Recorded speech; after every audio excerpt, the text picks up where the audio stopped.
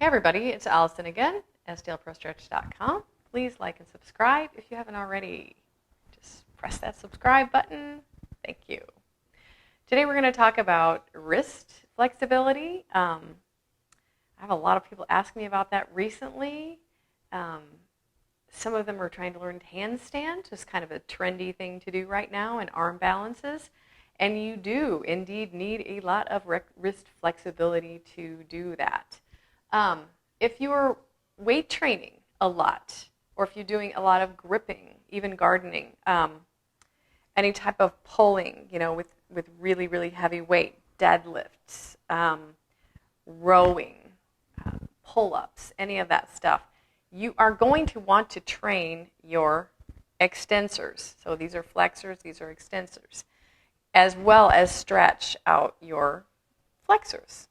So there are many ways to do this. My favorite way to do it in the weight room in between sets is just put your palms together. You know, your hands get tired, right? So you drop the weights, just put your palms together, kind of press your fingertips together, and then put yourself in prayer and kind of lower, and your palms may open, and then back up again. You can come down as low as you want, but that's one thing I like to do in between sets. And you can also do this one where you're kind of pushing up and then pulling your wrist back. That's another great one. I like to even put my palms together and do my fingers, pushing back and forth, or pushing and then moving, like letting one arm win and push the elbow away and then push back the other way. So those are some, and that gets for me, it gets all the way into the ulnar nerve area. So it feels really good to me to kind of floss out those nerves. Might not feel good for you, but it does for me.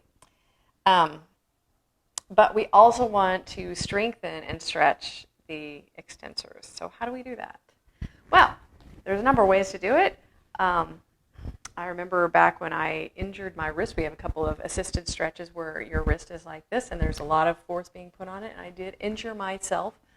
And I was like, okay, how am I going to keep stretching people because I've got this wrist injury on both sides now. So I stretched my way out of it. And what I did was I just sat on the couch with my hand like that, and I put the other one on top, and I pulled my fingertips up and until I got about here, and then I would push down with the other hand. So there's a push-pull. I'm always going up with this hand and then pulling down with the other. There are a lot of different rotations you can use with this, but just move within your range of motion. What is pain-free for you? So we don't want to do anything that's hurting your wrist. Always work within your range of motion, and if it hurts, then stop doing it. You'll know. So I just sat on the couch, and I would usually just prop my hand like on my rib and move up and down, about 10, 15 times on each side. And I swear in 2 weeks I was out of the pain. So that's one way to do it. Another way to do your extensors is on the mat. We do have our resistance stretch for this.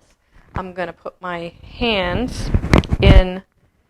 So I've got the back of my hands is down on the mat. I'm not putting all my body weight on it at all. I'm going to push my fingertips, so my fingernails are pushing into the mat. And then I'm going to rotate my wrists or my elbows open and then together. So we've got external rotation, internal rotation. For a lot of you, this is going to be a huge forearm stretch. And then we can take this a step further by pressing the fingertips, all of them, including the thumbs, into the mat, and then move your body forward, and then keep pressing the fingertips into the mat and move your body back. Now my hands are coming up a little bit. That's okay. You feel those muscles working? Yes, that's what you want. As long as there's no pain, we're fine. But how often, think about this, how often do you use these muscles compared to your flexors, your gripping muscles? Never. Especially never weighted. So it doesn't take much to get these things activated. It's just a good practice. If you have pain in your wrist when you're doing downward dog, you might want to start implementing some of these types of stretches into your yoga practice. Downward dog is kind of like the one that if you have sensitive wrists, if you've got, carpal tunnel or anything like that, you're going to experience pain. One way that you can eliminate that is get a towel. It could be a towel. You could just take your mat and roll it up a couple times, and that would be fine too. Or just make a little fold in your mat like that.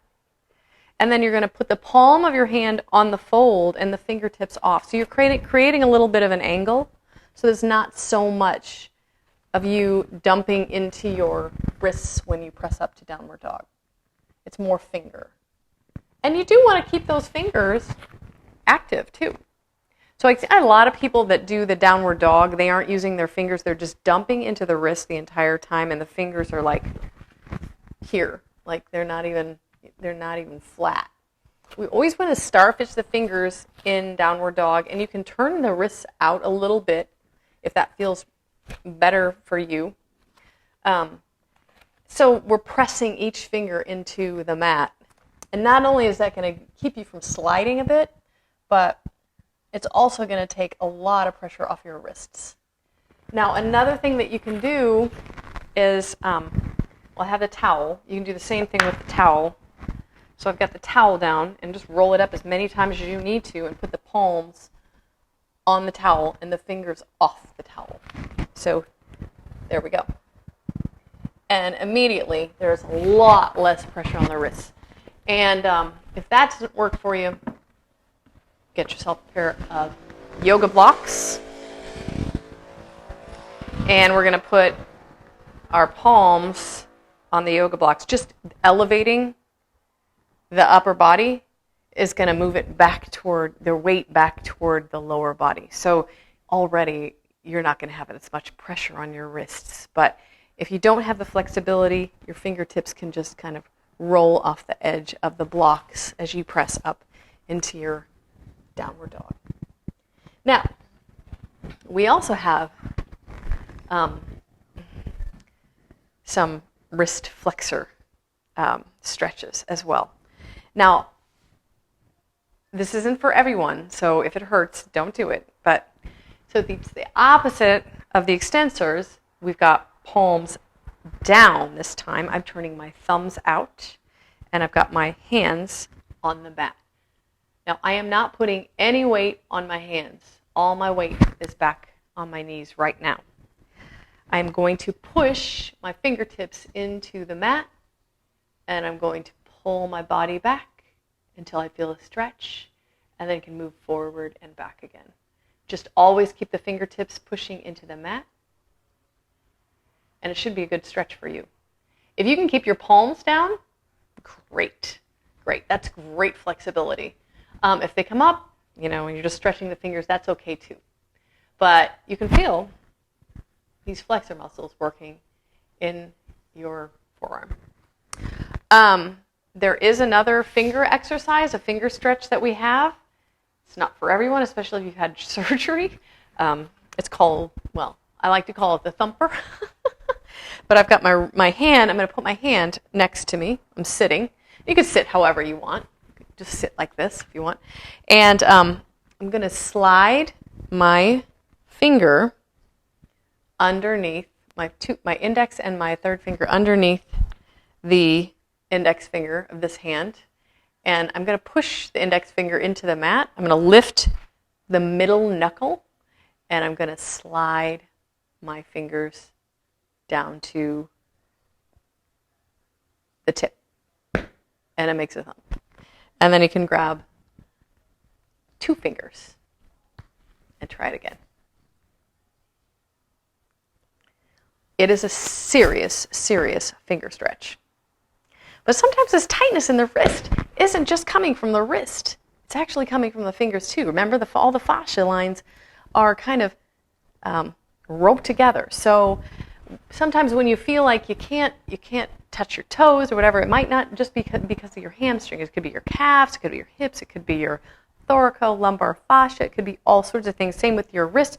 If you're not getting that extension, then it might not just be coming from here. It might be coming from your fingers, and I see it a lot.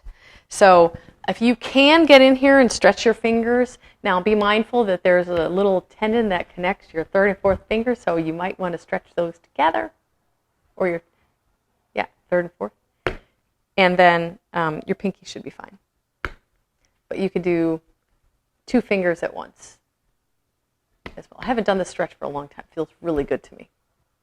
So those are some ways that you can start developing some wrist flexibility.